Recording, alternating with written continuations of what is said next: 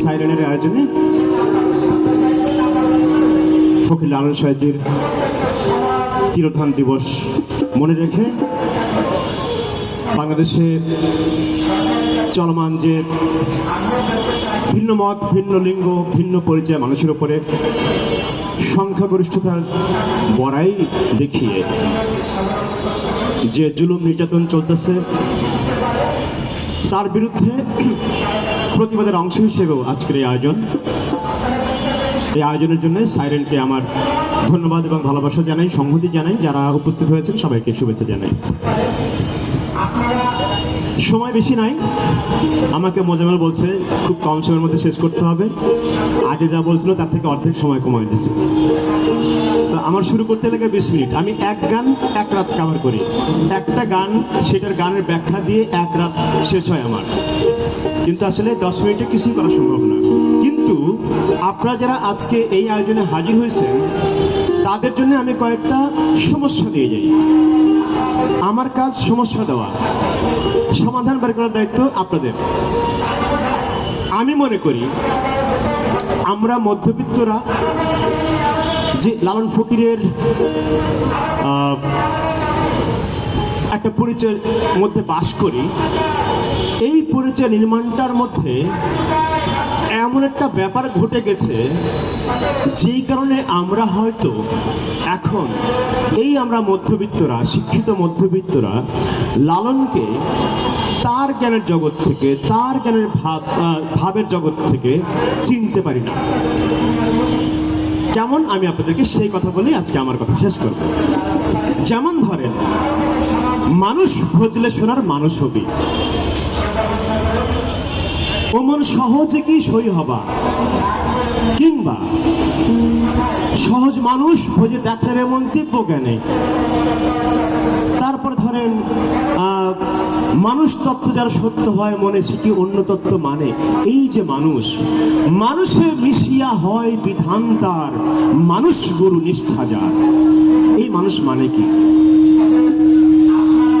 এই মানুষ মানে কি? এই যে মানুষ, এই মানুষের তত্ত্ব নিয়ে মানুষ ব্যাপারটা কি, কনসেপ্ট ওয়াইজ, ধারণাগতভাবে, ক্যাটাগরি হিসেবে মানুষ জিনিসটা কি, সেইটা একটা গভীর, ব্যাপক, গূঢ়, তাৎপর্যপূর্ণ অনেক তত্ত্ব আলাপ আছে লালন ফকিরের বাণীর মধ্যে, কালামের মধ্যে, মধ্যবিত্তের ভাষায় গানের মধ্যে। ভক্ত মুরিদরা বলবে কালাম, আমরা মধ্যবিত্তরা বলবো গান। তো ওই কালাম বা বাণী বা পদের মধ্যে এই মানুষ ব্যাপারটা কি, সেইটার গভীর তত্ত্ব আলাপ আছে। আমরা কিন্তু মানুষ বলতে শোনার মানুষ বলতে যা বুঝছি আজকের এই জমায়েতের মানুষ, আমি নিশ্চিত আমরা লালন ফকিরের ওই মানুষ তত্ত্বের ইতিহাসের সঙ্গে সম্পর্কিত করে সেটা আমরা বুঝি নাই। এইবার আমি সেটা বলতেছি, এই যে মানুষের আলাপ, এই মানুষের আলাপটা আমরা, আপনারা যারা চর্যাপদ রেফারেন্স পছন্দ করেন খুঁজে দেখেন, মানুষের আলাপ পাবেন। চণ্ডীদাসে সবার উপরে মানুষ সত্য, আপনারা সবাই মুখস্থ, ওই মানুষের আলাপ শোনেন। এবার চৈতন্য চরিতামৃতে কি বলেন শোনেন। বলেন, প্রভুর যতক লীলা, প্রভুর যতক লীলা সর্বোত্তম নরলীলা, নর বপু তাহার স্বরূপ। কৃষ্ণদাস কবিরাজের শ্রী চৈতন্য চরিতামৃত, তার থেকে পড়লাম। এখানে কি, প্রভুর যতক লীলা সর্বোত্তম নরলীলা। এই যে মানুষ রূপে যে প্রভু লীলা করেন সেটা সর্বোত্তম। আর কি, এই নর বপু মানে মানব দেহ, এই নর বপু তাহার স্বরূপ মানে প্রভুর স্বরূপ হচ্ছে আমাদের এই দেহটা। এখন দেখেন মানুষের আলাপটা কি হলো তাহলে। এটা হচ্ছে চৈতন্য চরিতামৃত মানে বৈষ্ণব সহজীয় আন্দোলনে মানুষের ধারণা। লালন ফকির তারও 300 বছর পরের ঘটনা, কিন্তু এই পুরো বৈষ্ণব সহজিয়া চর্যা সহজান মহাযান বৈষ্ণব শাক্ত তন্ত্র সুফি অসংখ্য সাধনার ধারার মধ্যে মানুষের তত্ত্বায়ন হচ্ছে এবং সে মানুষ তত্ত্বের একটা বিবর্তনও হচ্ছে। সেই বিবর্তনের ইতিহাসের মধ্য থেকে, সেই জ্ঞানতাত্ত্বিক ধারাবাহিকতার মধ্য থেকে লালন ফকির মানুষের তত্ত্ব রচনা করতেছেন। এবার সেটা কি সে এলাকায় গেলাম না। এবার আমরা মধ্যবিত্তরা যেটা জানি সেটা বলতেছি আমি। আমাদের মধ্যবিত্তদের মানুষ হচ্ছে মূলত ওই যে বলছে সবরূপের মানুষ সত্য, মানে মানুষকে বেশি মর্যাদা দিল তাইলেই হচ্ছে এটা মানব ধর্ম, মানবতার ধর্ম, মানবতাবাদ। এটা একটা ভুলভাল আলাপ। আমরা মূলত পশ্চিম ইউরোপে যে আলোকায়ন আন্দোলনটা ঘটছিল, এনলাইটেনমেন্ট, সেই এনলাইটেনমেন্ট আন্দোলন, তার আগে রেনেসাঁ আন্দোলন, এইসব আন্দোলনের মধ্য দিয়ে ঔপনিবেশিক বর্ণবাদী ঐতিহাসিক বৈশ্বিক অভিজ্ঞতার মধ্যে যে মানুষের কনসেপ্ট, মানুষের ধারণা হাজির হইল, যেখানে মানুষ পৃথিবীর কেন্দ্রে, মানুষ পৃথিবীর কেন্দ্রে, বাকি সব কিছু মানুষকে ঘিরে, মানুষ পৃথিবীকে নিয়ন্ত্রণ করবে, দখল করবে, জয় করবে, শাসন করবে, তার জ্ঞান দিয়ে, তার বিজ্ঞান দিয়ে, তার যুক্তি দিয়ে। এই যে মানুষের সত্তা আবিষ্কার হইল, নতুন করে রচনা হইল, ইউরোপীয় একটা ঔপনিবেশিক বর্ণবাদী আলোকন প্রকল্পের মধ্যে একটা মানুষের কনসেপ্ট, যেখানে ভালো মন্দ অনেক কিছুর ব্যাপার আছে, হোমোজেনাস না। কিন্তু এই মানুষের কনসেপ্টের মধ্যে যে মানুষের জয়গান গাওয়া হইল, এই মানুষ যেখানে জগতের নিয়ন্তা নিয়ন্ত্রক, জগৎ তার সেবায় নিয়োজিত থাকবে, সে জগৎ জয় করবে, নিয়ন্ত্রণ করবে। আর লালন ফকিরের মানুষ, চৈতন্যের মানুষ, চর্যাপদের মানুষ, সহজানের মানুষ এক মানুষ কি? এই মানুষ যে কিনা লালন ফকিরের মানুষ, চৈতন্যের মানুষ, সহজে বৈষ্ণব সহজের মানুষ, শাক্তের মানুষ, তন্ত্রের মানুষ, তারা কি জগৎ নিয়ন্ত্রণ করতে চাইছে? তারা উপনিবেশ করতে চাইছে? তারা বর্ণবাদ করছে?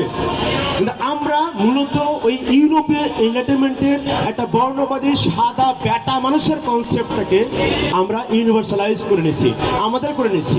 এবং সেইখান থেকে মানুষের জয়গান যেহেতু গাওয়া হয়েছে, man is the measure of all things বলে আমরা একটা বাক্য শিখছি, সেইটা আমরা লালন ফকিরের উপরে চাপাই দিচ্ছি।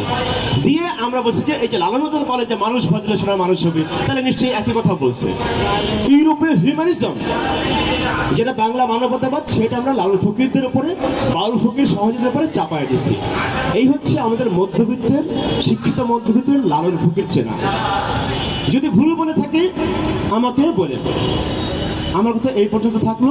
যদি লালন ফকিরকে সত্যি সত্যি আমরা সাম্যের জন্য, মানুষের মর্যাদার জন্য, মানুষের মধ্যে প্রেম ভালোবাসা সেটাই প্রতিষ্ঠার জন্য, এমন একটা সমাজ নির্মাণের জন্য, শোষণ বৈষম্য, লিঙ্গ বৈষম্য, জাতি বৈষম্য, পরিচয় বৈষম্য, ধর্মের পরিচয় বৈষম্য, এসব থেকে মুক্ত করতে চাই, তাহলে আমাদেরকে একই সঙ্গে ওই ইউরোপীয় বর্ণবাদী সাদা ব্যাটা মানুষের প্রকল্পের বাইরে অন্যরকম মুক্তিগামী মানুষের আইডিয়ার মধ্যে আমাদের ঢুকতে হবে।